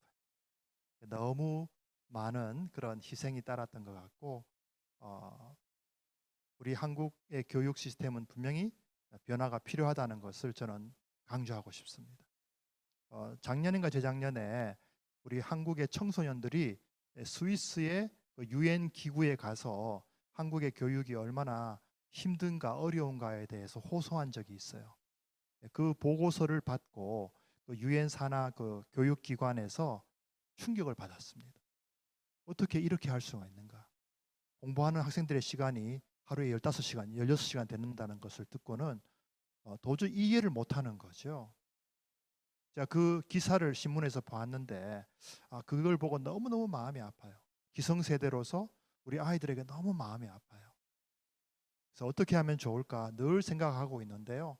이거를 뭐 교육부에 있는 분들이나 이게 전 국민의 공감대가 사실은 필요한데 우리나라에는 이 유교의 영향을 많이 받았기 때문에 계속해서 다른 사람들을 동료라기보다는 경쟁자로 인식을 하고 과거에 급제해서 출세해서 이름을 날리는 것이 효도라고 생각하기 때문에 이 교육에서도 마찬가지인 것 같아요. 물론 그런 점들이 우리나라를 근대화시키고 발전시키는 데도 공헌을 하긴 했지만 그게 너무 심하니까 이제는 좀 더 성숙해져야 된다고 생각을 합니다. 그래서 저는 선행학습 필요 없다고 생각해요. 여러분 독일에 가면 아이들이 우리 한국 아이들은요 벌써 2학년, 3학년 수학 다 떼가지고 오거든요. 선생님이 보면 놀라요. 문제 푸는 거 보면 놀라요. 한국 애들이 너무 수학을 잘하니까 산수를 잘하니까. 독일 애들은 손 하나 세가면서 더하기 빼기 배우거든요. 훨씬 느리죠. 한국 애들보다. 처음에는 훨씬 더 느려요. 그런데 예를 들어서 중고등학교에 한국 아이들이 와서 독일 학교에 들어가잖아요. 답은 맞아요. 근데 푸는 방식이 달라요. 그럼 선생님이 틀렸다고 해버려요. 한국 부모들이 막 화가 나죠. 왜 틀렸냐? 답이 맞지 않느냐? 푸는 방식이 그렇게 하면 안 된다는 거예요. 달라요. 푸는 방식이. 그래서 이 독일 애들은 굉장히 천천히 배웁니다. 산수나 수학도. 근데 나중에 가면은 그 기초과학이 단단하기 때문에 노벨상이 막 나오는 거죠. 저는 그게 다른 점이라고 생각해요. 우리 아이들은 답안은 잘 풀어요. 답안은 잘 만들어내지만 기초가 약해요. 그런 점이 차이가 있기 때문에 자꾸 선행학습 시키는 거 아이들에게 너무나 큰 스트레스를 준다고 생각해요. 저는 그거 안 했으면 좋겠어요. 부모님들이 좀 그런 식으로 먼저 우리 크리스천 페어런츠, 기독교 부모님들이 대안학교를 통해서 그런 새로운 교육을 통해서 그렇게 안 해도 우리 아이들이 건강하게 자랄 수 있다는 것을 우리 한국 사회에 보여주는 수밖에 없다고 생각해요. 더 좋은 것은 아예 그런 법을 만들든지 그런 시행령을 통해서 아예 시스템을 바꿀 수 있으면 좋은데 그렇게 하려면 반대가 만만치 않을 것 같아요. 그 학원을 비즈니스로 하는 분들이 수많은 분들이 있는데 그분들의 표를 의식하지 않을 수가 없을 거예요. 독일에는 아까도 제가 말했듯이 뭐 국영수 배우는 학원은 전혀 없어요. 학원은 딱 두 개 있어요. 첫째, 뮤직 스쿨. 음악 학교는 따로 배워야 돼요. 가서 바이올린하고 첼로하고 피아노 배우고. 그다음에 두 번째, 축구하는 거, 축구 클럽. 남자아이들 가서 축구 배우는 거예요. 저는 그거 외에는 해본 게 없어요. 우리 아이들이 자랄 때.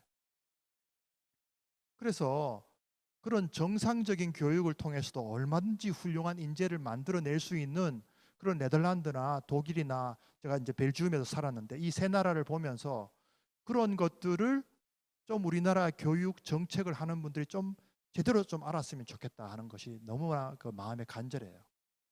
그리고 수능도 단 하루 만에 이 아이들의 운명을 가르는 것은 이건 너무 비극이라고 생각합니다. 제가 아까도 말씀드렸죠. 독일에서는 수능이라는 게 없어요. 고등학교 3학년 때, 그것도 1학기 때 한 달씩 4주 만에 한 과목을 쳐서 자기가 전공하는 과목들을 합쳐서 1학년, 2학년 총점과 50% 합쳐서 그 아이의 총점이 나와요. 그러면 그 아이의 점수에 맞게 어플라이 할 수 있는 대학이 전국에 얼마든지 있어요. 근데 이런 거는 있어요. 재수라는 건 없어요. 재수할 필요도 없고. 근데 이런 애들은 있어요. 내 점수가 마음에 안 든 거야. 졸업을 했는데 대학 가야 되는데 뭐 1점 맞아야 되는데 1.5점 맞았다. 그럼 어떻게 하는지 알아요? 이 지독한 애들은요. 고3을 학교를 한 번 더 다녀요. 애들이. 그걸 이제 지tzen bleiben 계속 한 학기 더 1년 더 한다 그러는데 애들은 얼굴이 뻔뻔해 가지고 그래도 뭐 전혀 부끄러운 거 없어요. 다른 애들도 그거 당연하게 생각해요. 쟤는 아주 지독한 애구나. 1년 더 하네. 그러면 1년 더 할 때 더 열심히 하겠죠. 그럼 더 좋은 점수 받겠지. 그러면 그 점수로 지가 들어가고 싶은 의과대학에 간다든지 좋은 대학에 들어갈 수가 있는 거예요. 그렇게는 해도 아예 대학을 1년에 안 가는 애들이 있어요. 1년 동안 전 세계 여행하는 애들이 많아요. 왜? 견문을 넓히니까. 원래 독일은 고등학교 3학년에 졸업하는 게 아니고 13학년제였어요. 그러니까 대학교 1학년까지가 김나지움이었어요. 그래서 대학교 1학년, 13학년 되기 전에 11학년 때는 얘들이 뭘 하느냐 하면 미국이나 영국에 다 교환학생으로 가버려요. 1년 동안. 영어로 다 배우는 거예요. 다른 나라에 가서. 교환학생은 안 가는 애들이 거의 없어. 돌아와서 그 다음에 이제 한 3년을 또 공부해서 대학 가는 거예요. 그러니까 대학이 우리나라보다 사실은 1년 늦었어요. 그것 때문에 뭐 이제는 주마다 그걸 없애버리고 이제 12년 만에 들어가는 주도 생겼고 부모들이 반대해서 아직도 13년 만에 대학교 들어가는 애들이 있어요. 대학교 1년 뭐 늦게 들어가고 일찍 들어가고 그게 별로 중요하지 않다고 보는 거죠.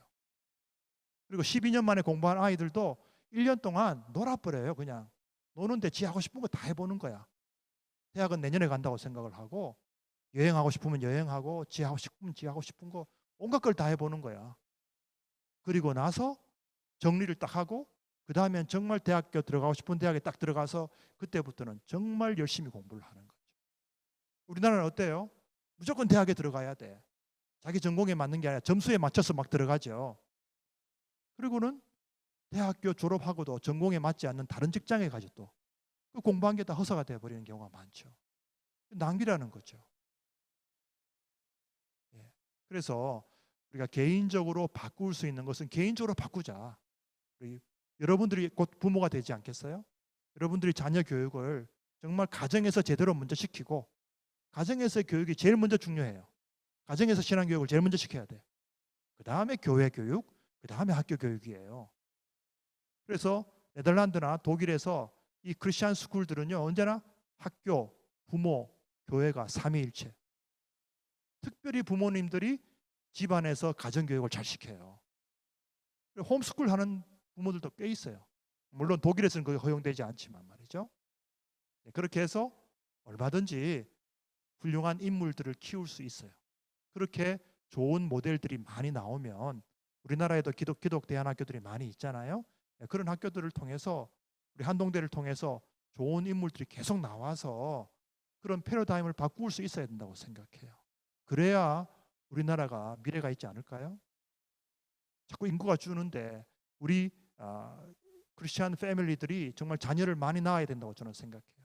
자녀를 많이 낳고 그 다음엔 잘 키우고, 그런 좋은 가정교육 이런 것들을 통해서 사회에 도전을 줘야 되고 사회에 본을 보여줘야 된다고 생각해요. 저는 그것이 가장 중요한 위트네스고 미션이라고 생각해요. 전도하는 것보다 오히려 이게 더 중요하다고 생각해요. 그러면은 다른 사람들이 그걸 보고, 야, 정말 크리스천 패밀리는 다르네, 크리스천 에듀케이션이 다르네, 보고 도전을 받고, 우리도 뭐 학원 보내지 말지 뭐, 집에서 자기들 하고 싶은 거 하고 좋은 친구들 만나게 해주고 말이죠, 여행도 시켜주고, 그렇게 분위기가 바뀌어야 되지 않을까 생각을 하는 거죠. 예, 충분히 답변이 되었는지 모르겠습니다. 도움이 되기를 바랍니다. 혹시 다른 또 질문이 있습니까?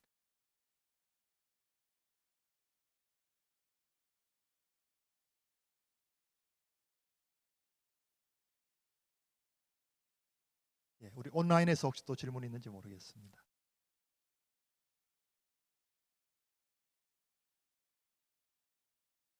예, 시간을 한번 보도록 하겠는데요.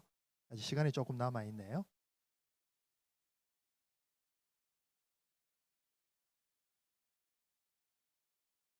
네, 그러면은 제가 조금만 더 이야기를 하겠습니다. 사실은 제가 한동대 이제 교육대학원에서도 강의를 하고 있고, 많은 기독교사 분들과도 이렇게 많은 펠로우십도 하고요. 직접 제가 우리 한국에 있는 많은 선생님들을 모시고 네덜란드와 독일에 가서 그 크리스천 스쿨들을 방문하고, 또 크리스천 인스티튜션을 방문을 했어요. 대학도 방문을 하고 기독교 교육 단체들도 방문을 많이 했습니다.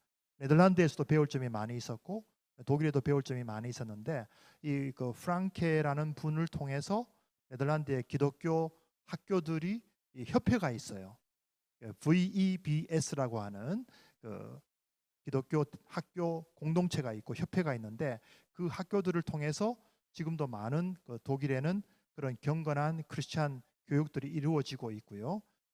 그 중에 이제 한 분, 사실은 내일 우리 채플에 연합 강의를 하시는 분이 나와요. 제가 소개해서 이번에 내일 줌으로 연합 강의를 하는데, 미샤엘 뮬러라는 목사님이에요. 이분은 아주 경건한 목사님인데 부인이 스위스 분이에요. 이 바바라라는 스위스 분하고 결혼을 해서 독일의 벤스하임, 프랑크푸르트 바로 밑에 벤스하임이라는 도시에서 교회 사역을 하시면서 학교를 시작했어요. 그 학교가 뭐냐 하면 겨자씨 학교예요. 겨자씨 학교. 작은 학교예요.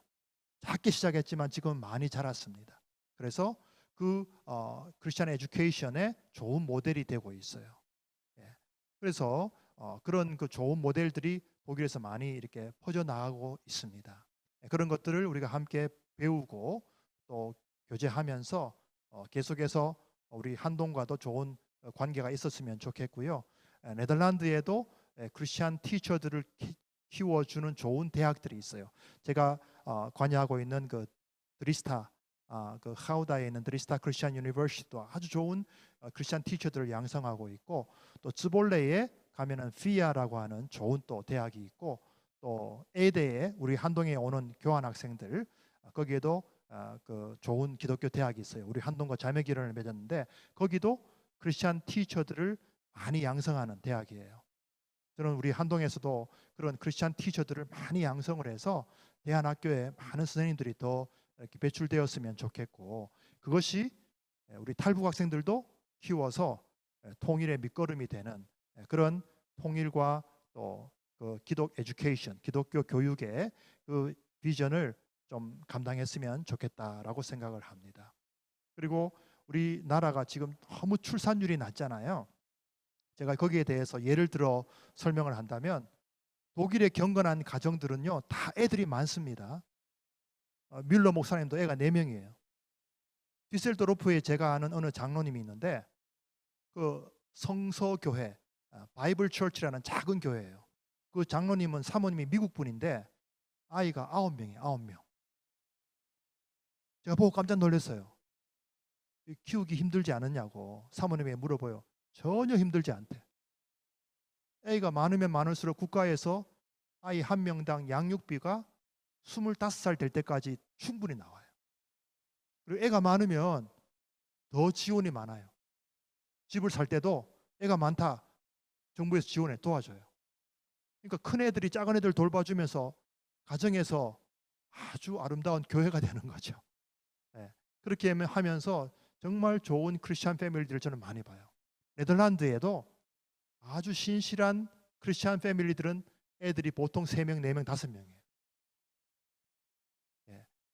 우리나라도 이제는 많이 좋아졌기 때문에 양육비가 많이 나오잖아요. 네덜란드나 독일은 대학을 다니면 애들이 25살 될 때까지 한 명당 거의 한 달에 25만 원이 나와요. 그러니까 애들 키우는데 별로 걱정 안 해요. 돈 걱정할 필요가 없어요. 학원에 보낼 필요가 있나요? 먹이고 입히고 해주면 되는 거니까, 열심히 하기만 하면 되는 거니까. 근데 그런 애들이 건강한 가정 속에서 지성과 영성과 인성을 잘 교육받기 때문에 그런 애들이 건강해요. 그런 애들이 독일에서 네덜란드에서 지금 한동에 교환학생으로 와 있어요. 지금 교환학생으로 와 있는 독일 아이들 중에 리벤셀이라고 하는 대학교에서 온 애가 있는데, 아빠가 독일 사람이고 엄마는 중국 사람이에요.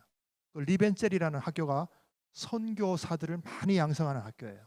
바로 이 경건주의의 영향을 받은 중국 내륙 선교회를 처음 만든 학교예요. 아주 좋은 학교예요. 거기에서 학생들이 굉장히 많이 옵니다. 최근에 그 애들을 딱 보면요, 애들이 다 건강해요. 아주 잘 자랐어. 네덜란드에서 온 애들도 제 수업을 많이 듣는데 애들을 보면 정말 건강하게 자란 게 보여요. 우리 한국 학생들은 뭐 질문하라 그러면 질문도 안 하고 가만히 있잖아요. 얘들은 자연스럽게 자기 이야기를 하는 거예요. 자연스럽게. 우리는 너무 수동식 교육을 받아가지고 애들이 말을 안 해. 질문하라 그러면 그냥 교수님만 말씀하세요. 우리는 들을게요.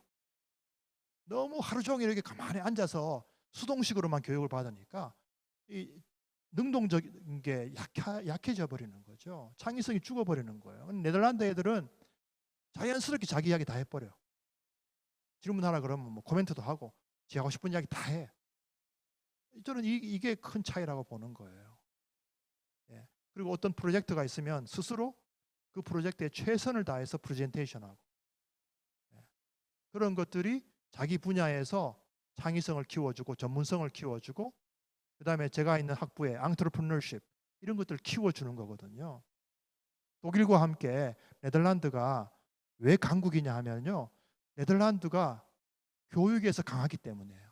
켈빈의 영향을 받아가지고 네덜란드는 초등학교 교육뿐만 아니라 대학교 교육까지 공립이든 사립이든 정부에서 다 100% 지원해 주는 나라가 유일하게 네덜란드예요. 독일은 사립학교는 아직도 정부에서 100% 지원 안 해줘요. 크리스찬 학교들은 선생님들이 좀 내야 돼요. 학부모들이 좀 돈을 내야 되지만, 네덜란드는 아브라함 카이퍼 이후에는 지금까지 100년 동안 계속해서 유일하게 세계에서 공립 사립학교가 다 정부 지원을 받아요. 돈 걱정할 필요가 없어요. 그러니까 애들이 어릴 때부터 그 공부하는 게 부담이 되지 않아요. 그냥 자기 하고 싶은 거 하는 거야. 그냥 정말 좋아서 공부를 하는 거야. 억지로 하는 게 아니고 스트레스를 받을 필요가 없죠. 그러니까 거기서 창의성이 나타나게 되고, 그 다음에 이 아이들이 독립성이 강하니까 1인 기업들이 많아. 1인 기업, 스타트업들이 굉장히 많아요. 네덜란드가. 네덜란드는 인구가 1650만 명밖에 안 돼요. 독일은 8500만이에요. 비교가 안 되죠. 근데 여러분, 16세기, 17세기에는 네덜란드가 세계 최고였어요. 황금 시대예요. 독일은 그때 통일이 안 됐기 때문에 아주 질이 멸렬했어요. 네덜란드는 세계 무역을 제패한 나라예요. 세계 무역을 200년 동안 제패한 나라예요. 그래서 지금도 그 조그만 나라가 세계 무역 수출액이 세계 4등. 예, 미국, 중국, 독일 다음은 네덜란드가 4등이에요. 최근에 일본을 제쳤어요. 1조 달러가 넘어요. 우리나라가 8이지만요. 대단한 나라예요. 그만큼 교육이 좋기 때문에 강소국이 되는 거죠.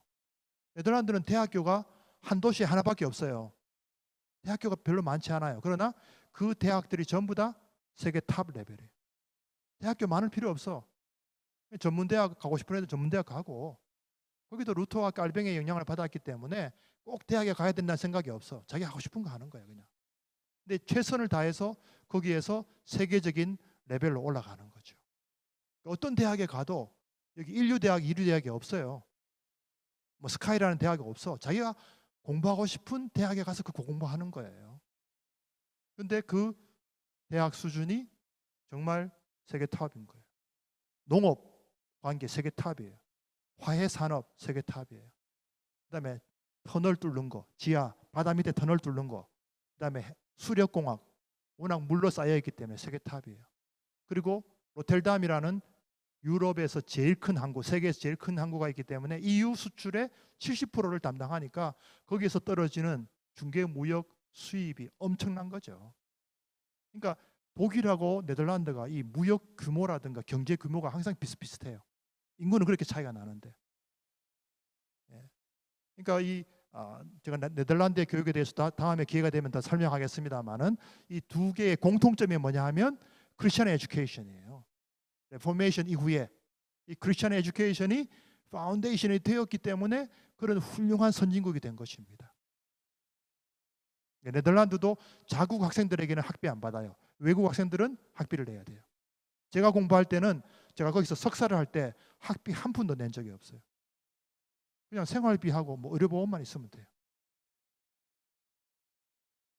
예. 그래서 이런 건강한 모델들을 저는 좀 더 우리가 많이 배우고 알고 여러분들이 잘 적용해서 우리나라가 앞으로 더 훌륭한 나라가 되었으면 좋겠다는 소망이 있습니다.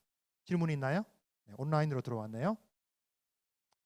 한국의 교육 현실의 대안으로 대안학교 또는 홈스쿨링을 떠올릴 수 있는데 현재 독일에서 홈스쿨링이 불법화된 이유와 한국에서도 같은 이유로 홈스쿨링, 대안학교 등이 불법화될 가능성이 있는지 궁금합니다. 우리 민태하고 내 수업 듣는 학우네요. 예, 독일은 이 법이 굉장히 강하기 때문에 이 교육이 그 의무 교육이거든요. 초등학교 의무 교육이에요. 예, 그래서 무조건 학교에 가야 돼요. 자기 동네에 있는 학교가 있는데 거기에 무조건 가야 돼요. 그 유치원부터 시작해서 초등학교는 무조건 가야 되는데 홈스쿨링을 하게 되면 벌금 내야 돼요. 벌금.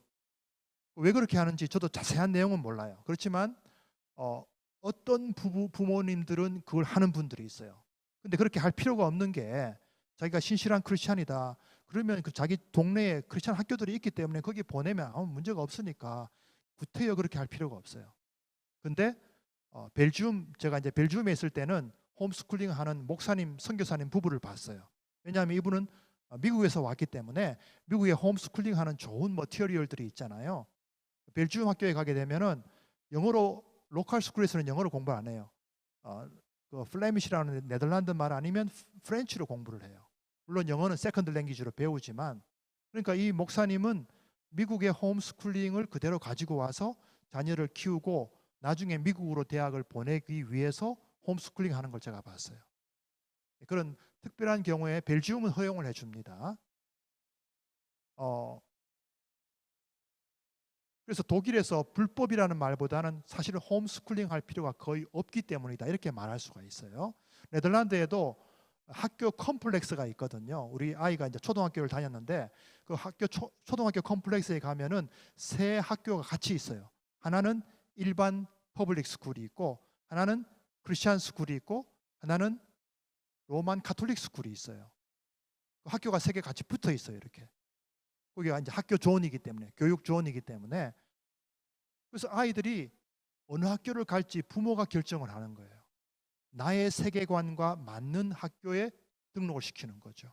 우리 큰애가 이제 거기에 다녔는데 거기에는 이제 새로 지은 시가지가 되어서 거기는 차가 없어요. 집에서 학교까지 갈 때 차가 하나도 없어요. 다 자전거를 타고 갈 수 있도록 길을 만들어 놓았기 때문에 자전거 타고 뒤에 도시락 하나만 딱 넣으면 끝이에요. 네덜란드는 학교에서 책과 학용품을 전액 다 줍니다. 아이들이 학교에 샌드위치 하나만 들고 가면 되는 거예요. 나머지 학용품들 다 학교에서 다 줍니다. 그러니까 한 아이당 투자하는 교육 예산이 아마 세계에서 제일 많을 거예요. 그만큼 인적 자원에 투자를 많이 하는 나라가 네덜란드예요. 독일은 워낙 인구가 많지만 네덜란드는 그렇게 인구가 많지 않기 때문에 나라에서 어마어마한 예산으로 교육에 투자를 해요. 왜냐하면 네덜란드는 인적 자원 외에는 아무 자원도 없어요. 지하 자원 나는 게 아무것도 없어요. 파면은 물하고 진흙밖에 없어요. 가스가 이제 북해에서 나는 거 외에는 네덜란드는 지하 자원이라는 게 하나도 없어요. 사람밖에 없어요. 그러니까 사람에게 제일 많이 투자를 하는 거예요. 네덜란드 애들은요, 웬만하면은 독일어, 영어, 불어는 다 그냥 합니다. 다 알아들어요. 어릴 때부터 텔레비전에서 그런 방송을 그대로 듣기 때문에 귀가 그렇게 익숙해져 있어요. 그러니까 이 애들은 다른 어느 나라에 가도 그 나라 언어를 제일 먼저 마스터를 해요. 이 독일 사람들도 마찬가지죠. 아까 말씀드렸듯이 언어 감각이 굉장히 좋아요. 그러니까 이미 글로벌화 되어 있으니까 그만큼 경쟁력이 높은 거죠. 어디 가든지 공부를 잘할 수 있는 그런 파운데이션이 되어 있고, 그런 그 영성과 지성과 인성이 잘 되어 있기 때문에 네덜란드 사람들과 독일 사람들의 공통점이 뭐냐 하면 정직하고 약속을 정말 칼같이 지키고 시간을 정확하게 지키고 그다음에 검소하고 깨끗하게 생활하고, 네덜란드 집이나 독일 사람들 집에 가보면 먼지 하나 없어요. 정말 깨끗해요, 사람들이. 그리고 철저하고 무엇을 하든지 철저하게 해요. 공부를 해도 철저하게 해요. 저는 대학에서 네덜란드 학생들하고 같이 공부를 했고요. 독일 애들도 봤지만 수업에 좋은 애들 본 적이 없어요. 수업에 딴짓하는 거 본 적이 없어요. 정말 열심히 해요. 그 집중도가 굉장히 높아요. 왜? 피곤하지 않으니까 그 에너지를 그렇게 집중할 수 있는 거예요. 거기에서 많은 결과물들이 나오는 거죠. 그래서 네덜란드 애들 가만히 보면은 비즈니스를 일찍부터 해요. 학교 다니면서 사업하는 애들이 굉장히 많아요. 그러니까 얘들이 이 트레이딩 스피릿이 굉장히 빨라요. 독일 사람들은 무엇이든지 철저하게 하기 때문에 100% 되어야 그걸 하는데, 네덜란드 사람들은 한 50%만 넘어가면 도전해버려요. 그게 달라. 그래서 무역에 대해서는 독일 못지않게 네덜란드가 강하다는 것을 말씀드릴 수가 있고요.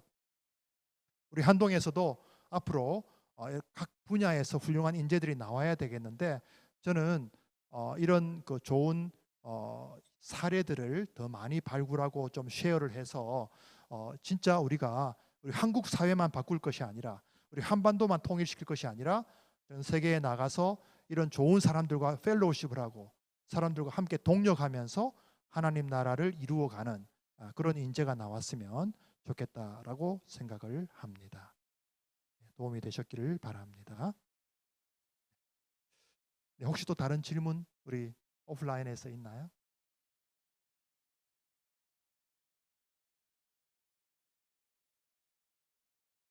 네.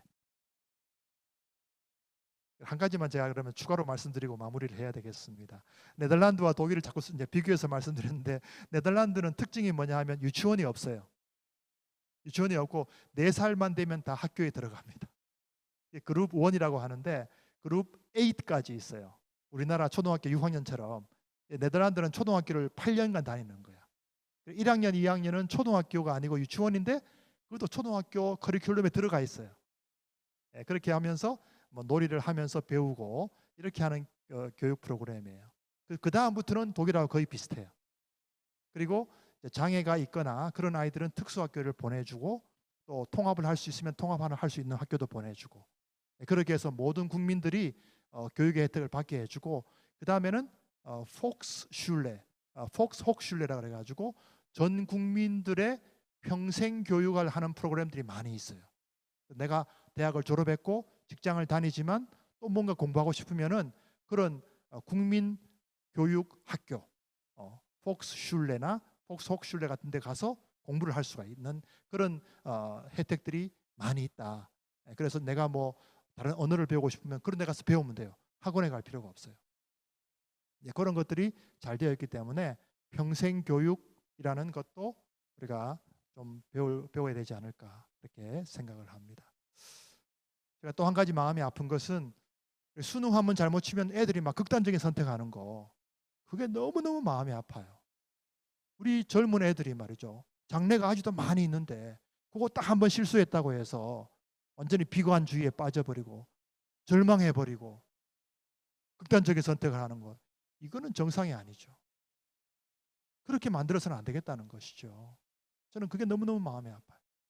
그래서 좀 이렇게 수능을 하루 만에 치게 하지 않고 좀 여러 번 분산해서 좀 편하게 시험을 치게 해주고 그걸 합산해서 할 수 있는 시스템이 저는 얼마든지 가능하다고 생각해요.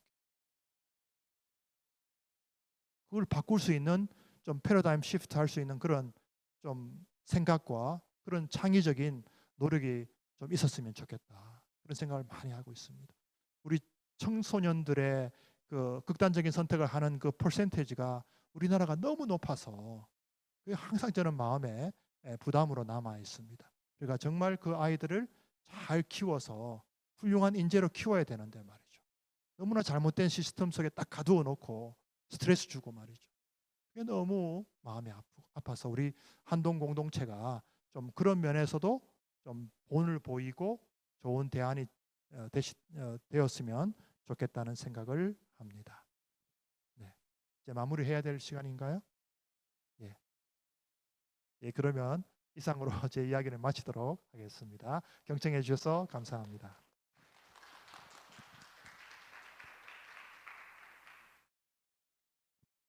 네,